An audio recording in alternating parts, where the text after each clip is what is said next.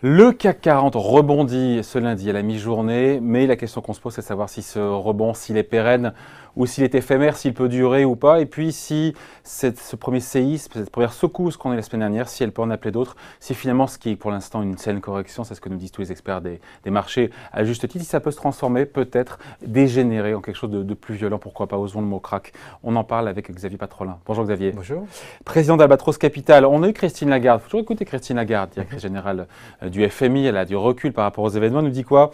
Les reculs boursiers de ces derniers jours sont des corrections nécessaires, ce sont ces termes, des corrections nécessaires. C'est du bon sens, on ne peut pas lui donner tort, évidemment que c'est nécessaire.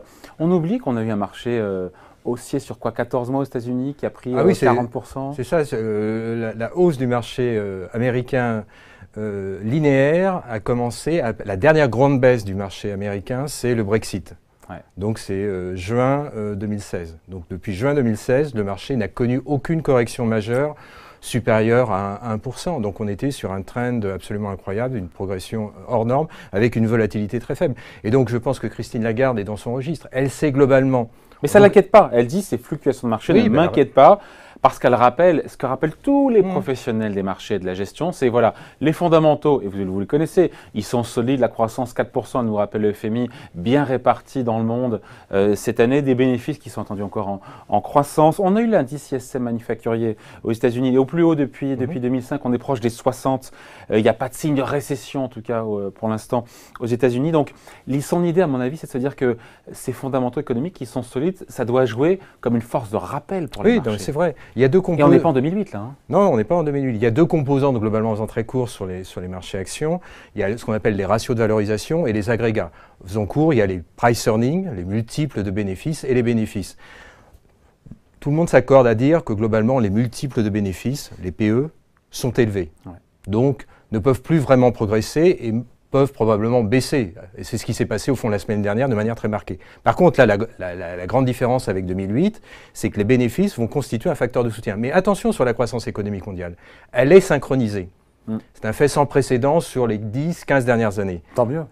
Tant mieux, oui. Le problème, c'est qu'il faut chercher de la désynchronisation à moyen terme, parce qu'on se doute bien que l'économie américaine est proche d'une fin de cycle. On dit ça tous les ans. Non, non.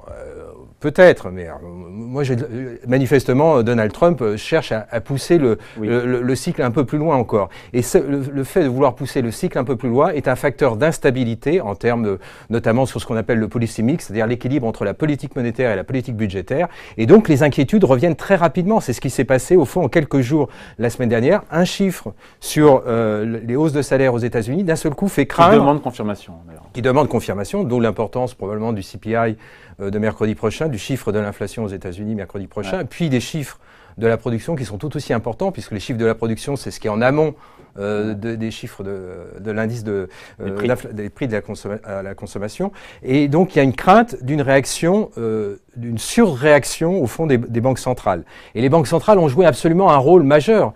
Elles ont joué un rôle majeur parce qu'elles ont empêché le cataclysme, la grande dépression à partir de 2008, mais on se doute bien qu'il y a une forme d'inefficience dans les injections de politique monétaire, les injections de liquidités, et normalement, une grande partie de ces injections de liquidités se sont agrégées sur les valorisations d'un certain nombre de classes d'actifs, et pas uniquement les actifs financiers. On peut penser à l'immobilier, on peut penser... Regardez le cours du pétrole. Le cours du pétrole a perdu, sur la semaine dernière, a perdu en une semaine deux mois de progression. Ouais. Donc ça prouve bien qu'il y avait pas mal de spiel, pas mal de spéculations sur les marchés. Certes, mais pour l'instant, les secousses, elles sont limitées au marché actions. Et c'est vrai que si vraiment il y avait quelque chose à craindre, on irait regarder ce qui se passe du côté de l'or. L'or qui, globalement, depuis la semaine dernière, n'a pas bougé. Le franc suisse, qui n'a pas trop bougé, les écarts de taux d'intérêt entre pays périphériques de la zone euro, les pays du cœur, l'Allemagne, la France, tendance à diminuer, on voit rien. Ça prouve peut-être que les marchés pour l'instant n'ont pas peur et qu'il n'y a pas de panique et qu'il n'y a pas pour l'instant en tout cas de signaux, pas de signaux avant-coureurs. Non mais certes, mais pour l'instant, mais parce que on joue à se faire peur là. On joue à se faire peur, mais les banques centrales sont encore toujours à la manœuvre. Sur les périphériques, on a toujours la présence de la BCE. Donc il y a quand même une... Alors pour l'instant, je suis d'accord avec toi, factuellement, il n'y a pas... Il y a eu même comment dirais-je, une diminution du spread entre les périphériques et l'Allemagne, l'écart de taux d'intérêt. Mais attention, la BCE va nous parler dans pas très longtemps. Et elle va probablement annoncer sa sortie du quantitative easing définitive. Donc ça, on ne sait pas, ça, on spécule. Encore. On spécule, mais ça pose une interrogation. Et souvenons-nous aussi que ce mouvement sur les marchés actions a été précédé quand même d'une accélération baissière sur le dollar. Il y a eu quand même un enchaînement. Ouais. Il y a une accélération baissière sur le dollar, il y a eu l'adoption du plan fiscal américain qui quand même, si on écoute pas mal d'économistes, pose interrogation sur les déséquilibres structurels de l'économie américaine, déficit courant, déficit commercial, et sur l'intérêt que ça puisse avoir. Et déficit budgétaire aussi. Oui, c'est ça, déficit budgétaire et déficit... courant et commercial. Oui, j'ai dit courant. Et les trois, on va rajouter les trois, parce que dans le courant, il y a une partie oui, puis il y a une partie du budgétaire aussi. Et donc là, et on a un nouveau gouverneur. Et on est aussi dans une période incroyable, c'est qu'on a une vacance, quelque part, il y a une espèce de vacance médiatique à la Fed. C'est pas rien. Il parlera. C'est quand la prochaine Alors, la prochaine réunion, je crois que c'est mi-mars ou fin mars. Le première interview. Donc d'ici là, personne va parler. Je crois qu'il doit parler fin. Là, on parle de Jérôme Powell, absolument. Qui d'ailleurs, on se demande, c'est pas le fruit du hasard ce qui s'est passé. Le fait que la première secousse se produise lundi, qui était le jour où il a pris les clés. Exactement. Les clés de la Fed. C'est délibéré. C'est une façon de tester la Fed.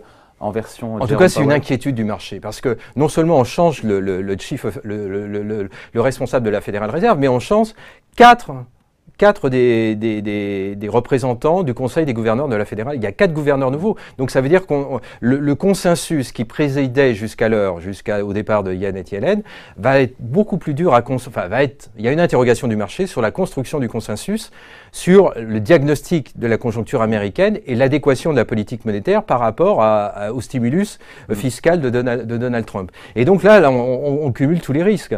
En plus, et on peut revenir aussi, c'est la semaine dernière, sur ce qui s'est passé, parce que pourquoi le VIX a explosé, ce fameux indicateur de la peur? Ce fameux indicateur de la peur a explosé parce que, un certain nombre de banques d'affaires américaines ont recyclé probablement de la volatilité auprès de petits épargnants, mais surtout parce qu'on a vu tout au cours de la phase haussière des marchés depuis mi-2016, elle a été je dirais, essentiellement alimentée par ce qu'on appelle les gestions passives.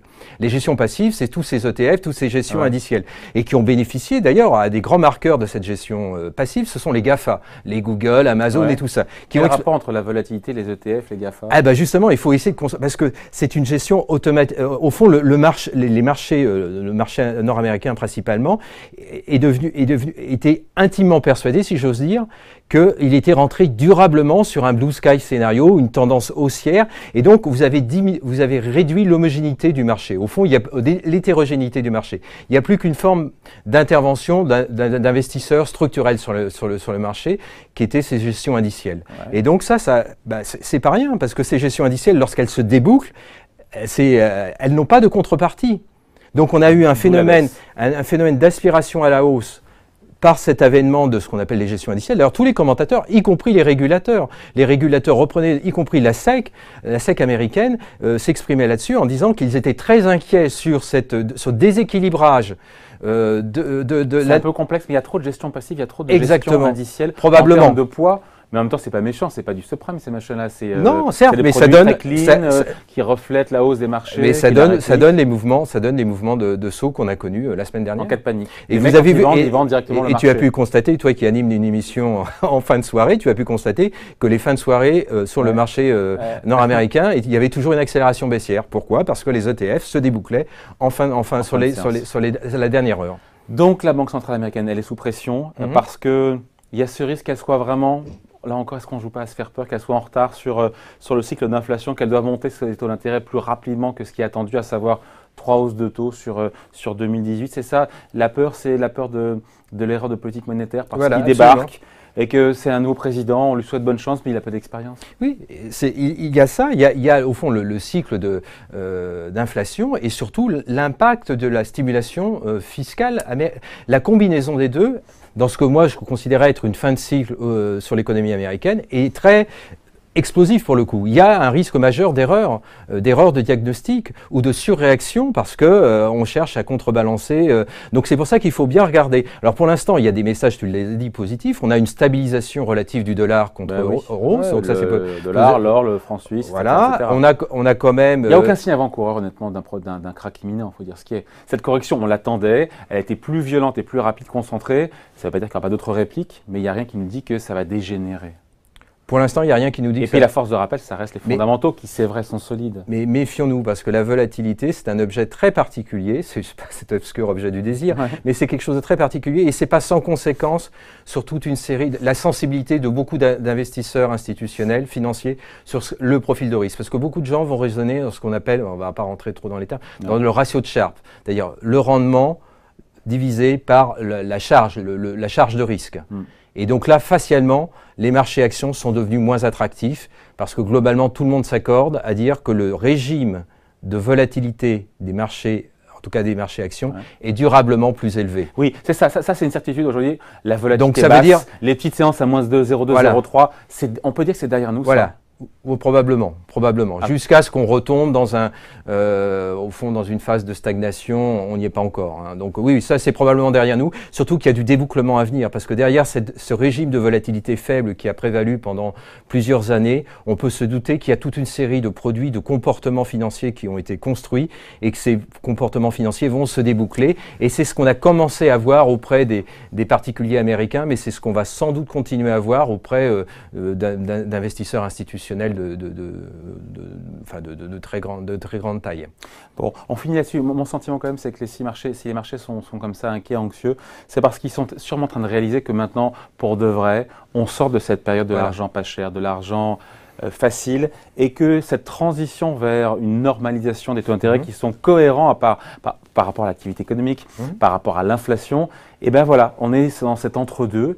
Et c'est ça qui fait un peu flipper les marchés. Absolument. Et puis on a déjà connu ça historiquement. C'est pas nouveau en plus. Hein. Dans cette ampleur-là, probablement pas. Là, cette volatilité qu'on a connue. Avec la remontée des taux d'intérêt à long terme. Oui, mais là aussi, on n'a pas de référentiel. Par exemple, on parle de la Suisse. 94. Oui, d'accord, mais le 10 ans suisse, par exemple, n'était pas négatif. Là, il est resté pendant plusieurs semestres en territoire négatif. Donc il est repassé. Pire. On part d'un niveau encore plus bas. Oui, mais justement, donc à mon avis, les marchés se font peur sur un retour de l'inflation façon années 70. On n'y est pas. Ça n'a rien à voir. Par contre, on est en train de changer de régime d'inflation, ça oui. On passe de la pré-déflation à un peu d'inflation. On est peut-être en fin de cycle, donc ces prémices d'inflation peuvent être tuées par le retournement du cycle à moyen terme, peuvent être tuées par le comportement des banques centrales, annihilées par le comportement des banques centrales qui va devenir plus restrictif. Donc tous ces éléments-là vont jouer. Donc il ne faut pas se précipiter. Simplement en termes de valorisation, il faut continuer à regarder la croissance bénéficiaire parce que ça, c'est les fondamentaux, ça, c'est le facteur de soutien. Tant que les bénéfices sont là, on a un effet. Voilà, c'est le cas. C'est un véritable amortisseur pour les marchés actions sur le moyen terme. Donc pour l'instant, fini là-dessus, c'est un accident de parcours, ce qu'on a eu la semaine dernière. Pour l'instant, ça ne remet pas en cause la trajectoire haussière des marchés.